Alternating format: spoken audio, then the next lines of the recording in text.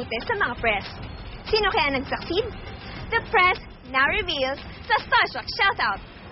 Pagkatapos ng Meet the Press session ng Survivors, binaligtad namin ang laro at let the press try out the shoutout box at ito ang kanilang ni-reveal.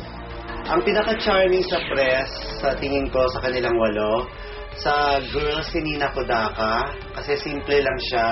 Hindi siya nagtatry na i-please kayo. Basta natural lang siya. Si Ian Patterson, ang cute niya magtagalog. Nakikita mo sa kanya na gusto kanya i-please every time.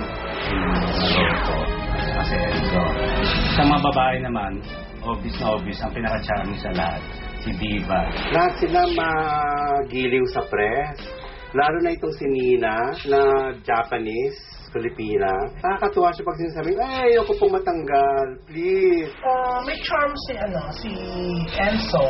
Sa girl, yung Rocks. Nina, Pinaka-charming sa press, si Rox. Parating nakangiti. Tapos, ang ganda nung pagsasalita niya. Tapos, I also admire the sincerity of Diva. Number 1, Ian Patterson. He was very charming. He was very articulate. At the same time, he looks you in the eye. Who amongst the ladies has to be Rox? She's also very intelligent, very articulate, and very, very spontaneous. Number 1, si Rox, si Steven, and then Diva, si Nina rin, medyo. Aba, mukhang nakipag-charm offensive si Rox. Pero si Rox, yun, nandun siya sa parang tinatagan, borderline ng charming tsaka plastic. So, hindi ko alam kung totoo yung pinapakita niya. Ay, borderline. Pero meron kayang survivors na sa tingin ng press cross the line to plasticity.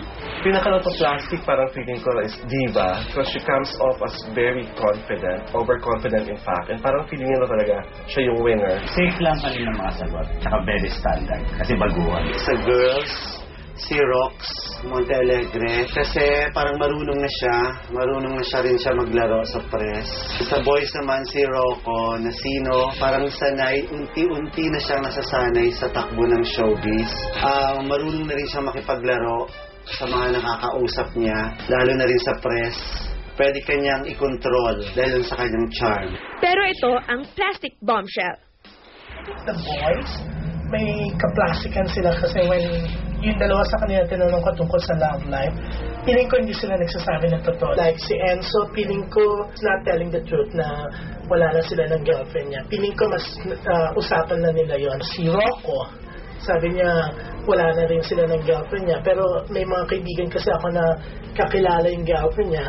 Yun, ang sabi sa akin, yun nga, girlfriend pa rin daw yun. May ganon? May kumanta kayang informant tungkol sa isyong ito? We don't know. Pero sigurado sa Sabado, may kantahan at may kwento. At bukas, get to see paano nagawa ang music clip na ito. This is Starstruck Shoutout.